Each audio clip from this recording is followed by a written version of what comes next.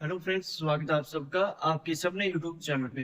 Friends, ये video मैं एक यूट्यूबर की तरह नहीं बना रहा हूँ, ये एक टीचर की तरह जो है वो वीडियो मैं बना रहा हूँ, ताकि आप भी जो है वो इन अभ्यर्थियों का साथ दें। एस्टेट 2024 के कुछ कैंडिडेट ऐसे भी हैं जिन्होंने एस्टेट का एग्जाम क्वालिफाई किया, लेकिन उनको जो है वो रिजल्ट से अब तक जो है वो दूर किया हुआ है, उनका रिजल्ट जारी नहीं किया गया है। ऐसे अभ्यर्थियों के मेरे पास मैसेज आए कि सर, आप हमारे लिए जो है वो एक वीडियो जरूर बनाएं जिसमें हमारी जो भी हमारे साथ बीत रही है आप उसके बारे में जरूर बताएं। तो उसी के रिगार्डिंग मैं वीडियो बना रहा हूं। अगर आप जो है इस वीडियो को देखकर शेयर करेंगे तो शायद उनका जो है वो सपोर्ट हो पाएगा। और इस वीडियो को जो है ज्यादा से ज्यादा शेयर करना और कमेंट भी करना, और इस वीडियो को आप पूरा देखना।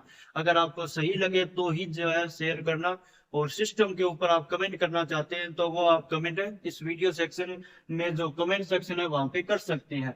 तो फ्रेंड्स, ये एस्टेट 2024 के कैंडिडेट्स के साथ हुई एक प्रकार की प्रवृत्ता का जो है वो मैं उदाहरण आपके लिए लेके आया हूँ। लगभग 3-4 महीने से जो है वो इंतजार कर रहे हैं अपने रिजल्ट का, और मेरे पास मैसेज आता है एक रोहतक से कैंडिडेट का, जो मैं नाम नहीं लूंगा, लेकिन आपको यहाँ पे जो है वो दिखा देता हूँ उनका रोल नंबर है। कुछ कैंडिडेट्स के रोल नंबर आपके सामने ये दिख रहे हैं वीडियो में।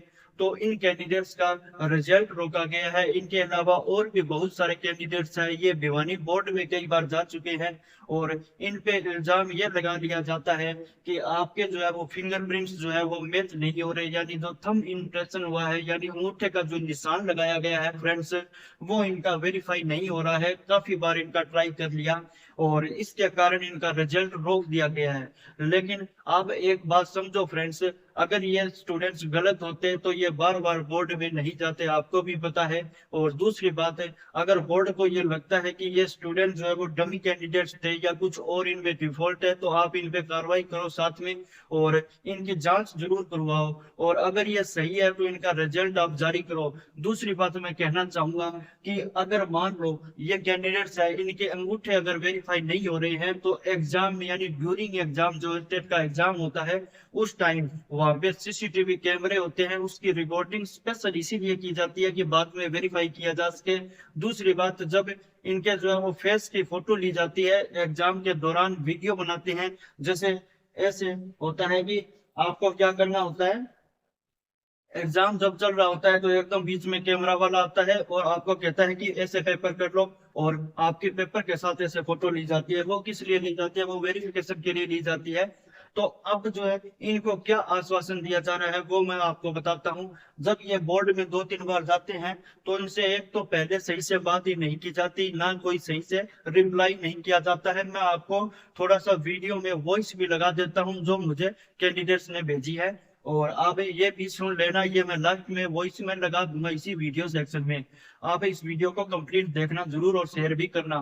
तो उन्होंने कहा कि आपका हम काम करेंगे, एक बार जो है वो बोर्ड की मीटिंग होगी उसमें हम आपका काम करेंगे। लेकिन काफी दिनों से फ्रेंड्स बोर्ड की मीटिंग का अभी कोई अता पता नहीं है। कैंडिडेट्स परेशान हो रहे हैं, और एस्टेट के फॉर्म दोबारा भी भरवा लिए जाते हैं। 2025 के एग्जाम जो है वो अब कंडक्ट करवाए जाने थे, लेकिन अभी तक चलो मानो वो नहीं हुए, लेकिन फॉर्म अप्लाई हो चुके हैं। और इन कैंडिडेट्स का जो है वो पहले से ही स्टेट का एग्जाम क्वालिफाई है। तो आप सोचो ये 2,000 रुपए क्यों भरे, ये किस लिए जो है वो पीजीटी का एग्जाम दोबारा से क्वालिफाई करे अगर इनका पहले से ही क्लियर है। और आप सबको पता है वैकेंसी का कोई अता पता ही नहीं है, तो 2,000 लगा के दोबारा एग्जाम देके पास करने का कोई मतलब आपको भी पता है कि बार बार स्टेट देने से कुछ नहीं होगा। आपने एक बार अगर स्टेट एग्जाम क्वालिफाई कर दिया है तो सरकार या गवर्नमेंट ने ये कह रखा है कि आपको दोबारा जरूरत नहीं है, आप 5-7 साल के लिए जो है वो वैलिड हो जाओगे अगर वैकेंसी आती है तो। आप सबको वो पता भी है। लेकिन अब ये कैंडिडेट आप खुद बताओ कि दोबारा एग्जाम ये कैंडिडेट क्यों दे, अगर इन्होंने स्टेट का एग्जाम, और वो भी पीजीटी के एग्जाम की मैं बात कर रहा हूँ। टीजीटी के इन कैंडिडेट्स का जो है वो स्कैन हो चुका है अंगूठा, और इनको जो है वो रिजल्ट भी जारी कर दिया है, लेकिन पीजीटी का रिजल्ट रोका हुआ है। और पीजीटी का रिजल्ट जो रोका है, आप समझो कि पीजीटी का एग्जाम हरियाणा में स्टेट का कितना हार्ड आता है, एग्जाम क्वालिफाई करना कितना मुश्किल होता है, स्टेट का एग्जाम है। और इन्होंने पास भी किया है, लेकिन सिर्फ रिजल्ट को जो है वो इसके रोक लिया गया है इन सबके, और सिर्फ वेरिफिकेशन जो है वो बात बताई जा रही है। लेकिन आप मानो कि 200-400 बच्चे हैं, इनका वेरिफिकेशन जो है वो क्यों नहीं करवाया जा रहा?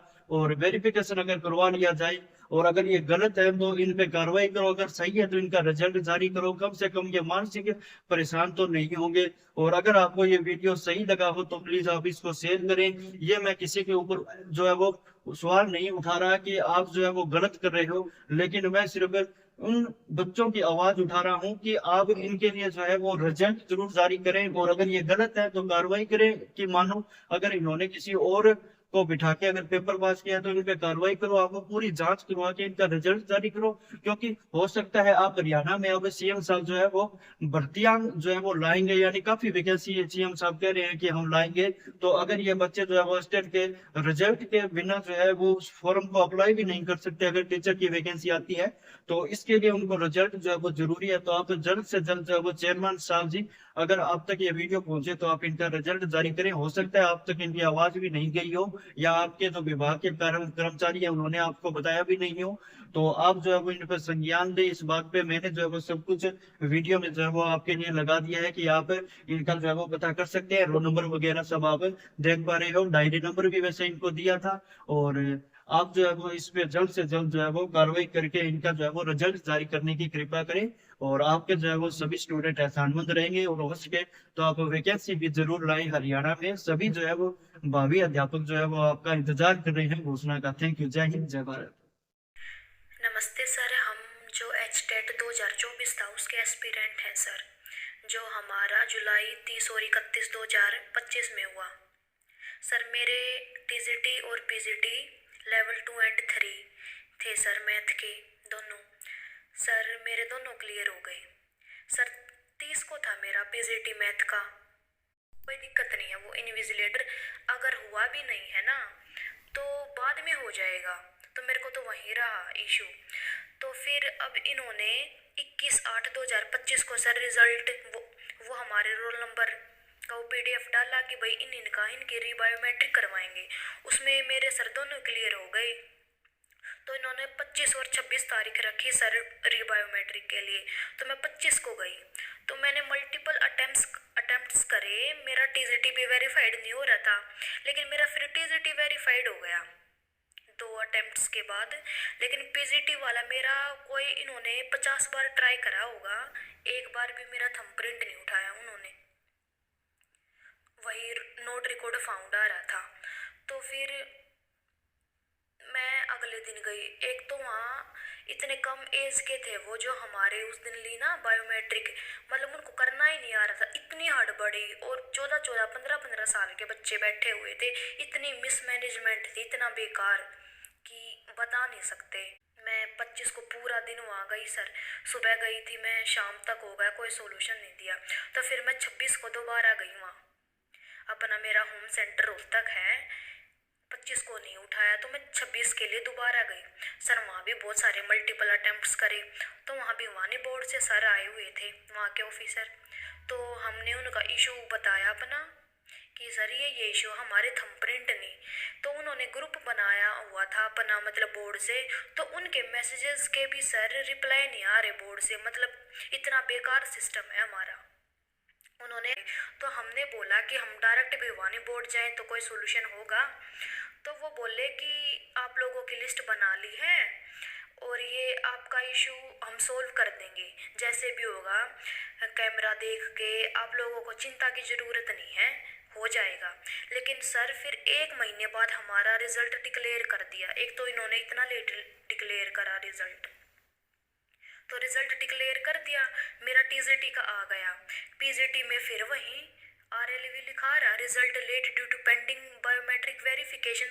फिर इन्होंने 3 से 4 दिन दिए हमारे को बायोमेट्रिक करवाने के लिए कि डायरेक्ट आओ भिवानी बोर्ड, वहाँ करवाओ। मतलब सर ये देखो कि हमारा जो इशू था, इन्होंने रिजल्ट तो डिक्लेयर कर दिया, उसमें हम लोगों का कोई स्टैंड ही नहीं लिया इन्होंने कि भाई इनका इशू था कि अभी नहीं उठा रहे इनका थंबप्रिंट, तो बाद में कैसे इनकी बायोमेट्रिक हो जाएगी। मतलब हमको पागल बनाया, हम वेट करते रहे, हम चक्कर काटे सर। हमने भी भिवानी बोर्ड गए उस दिन भी वही प्रॉब्लम।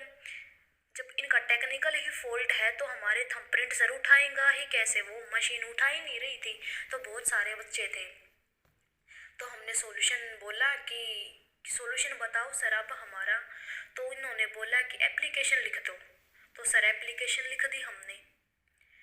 तो वहाँ पर हम बहुत सारे कैंडिडेट थे जिनके साथ ये प्रॉब्लम थी, वहाँ पर खड़े रहे। उस दिन भी सर हम सुबह गए थे, हम 5 बजे आए हैं वहाँ से कि बोले कर रहे हैं रिकॉर्डिंग चेक कर रहे हैं, तुम लोगों का करेंगे करेंगे।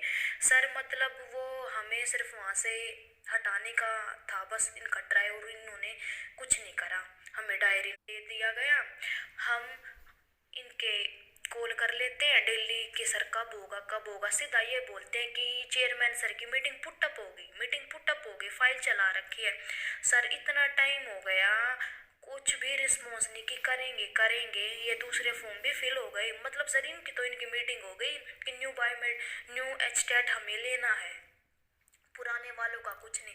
इतने चक्कर काटे भिवानी बोर्ड सर, बार बार यही आ रहा है कि हाँ करवाएंगे। हमने ये तक बोला अपने कैमरे चेक करो, OMR पे हमारा थंबप्रिंट है वहाँ चेक करो, हमारा आईरिस स्कैन करो, कुछ करो, हमें हमारा रिजल्ट दो।